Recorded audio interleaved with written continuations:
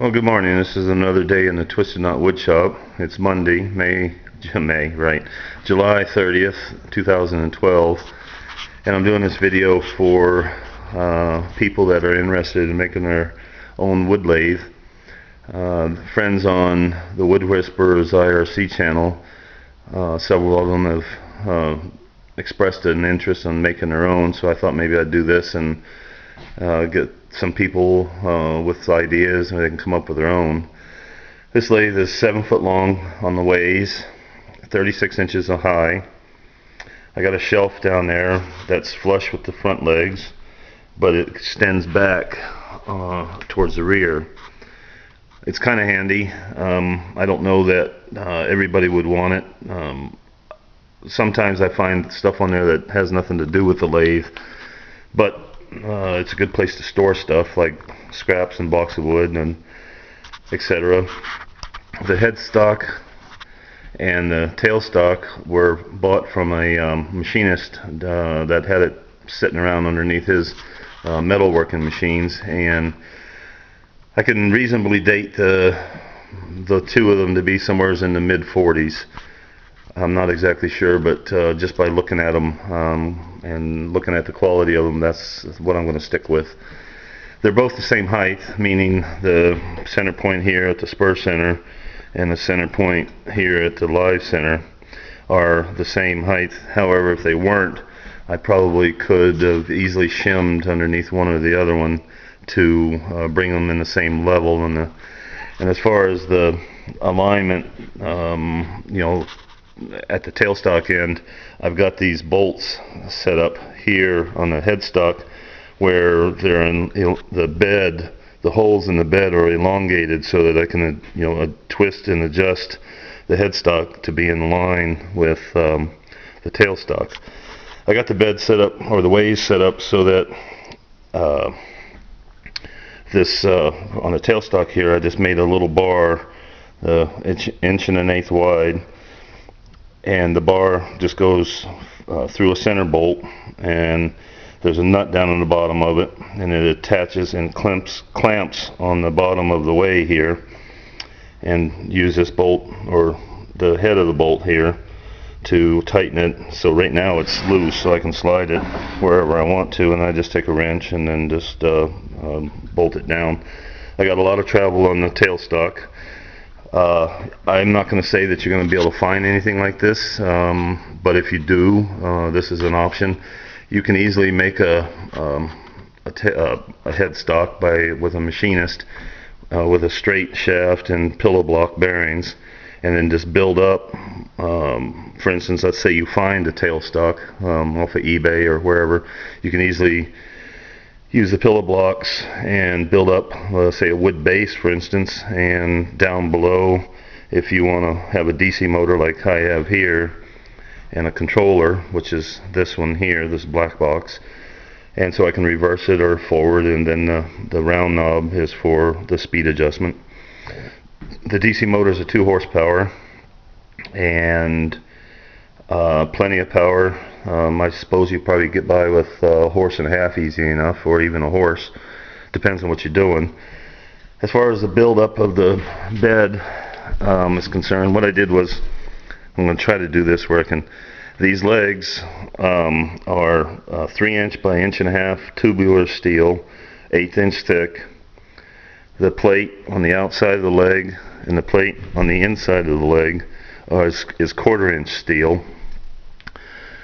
This mounting plate outside here on where the I-beam, or the angle iron is 1/2 inch steel, and this is on the inside of both of the angles is welded, and then these bolts are through this leg assembly, and I got the legs splayed out so that it gives strength to the lathe as far as left and forward and back.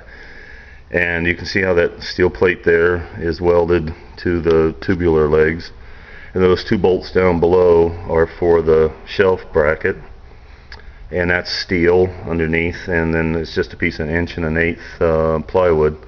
Yeah, way overkill, but I had it hanging around. As far as the bolts are concerned, after it's all, let's see, let's go over in this end, it'll probably be easier. They just come through, the holes were already drilled in the 1/2-inch plate, and then I just clamped the legs to the 1/2-inch plate, and then just drilled the holes with just a handheld drill, and then the bolts, nuts, washers, etc., clamp it all together. And you know, it's, I mean, you really have to shake it. As far as the weight, I don't have any idea. I'm gonna guess 500 maybe, somewhere in there. The only thing I can think of that I would do different if I was to build this again, I might eliminate the shelf, but at the same time I have to be a little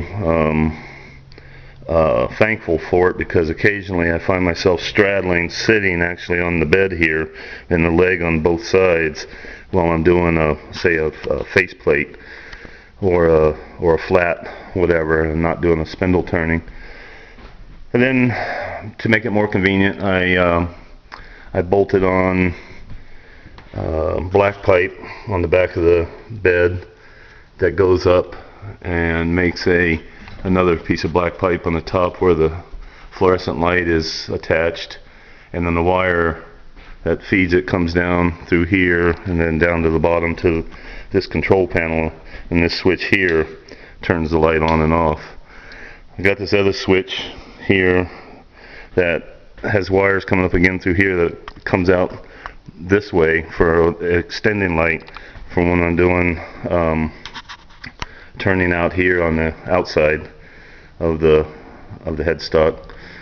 And I made this chisel hanger thing to support the most used chisels, and then the rest of them are sitting back there in the wall.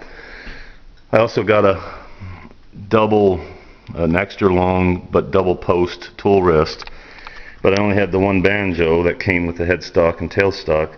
So what I did was make another one, and this one's out of wood, and it's the same height as the iron band or the cast iron banjo, and it's just a steel plate with a nut welded on it, and then this part rides on the underside of the ways, and it's made out of 3 or 4 pieces of 3/4 inch plywood, and another piece of this 1 1/8 plywood, and I just got a little thumb screw here for clamping the posts.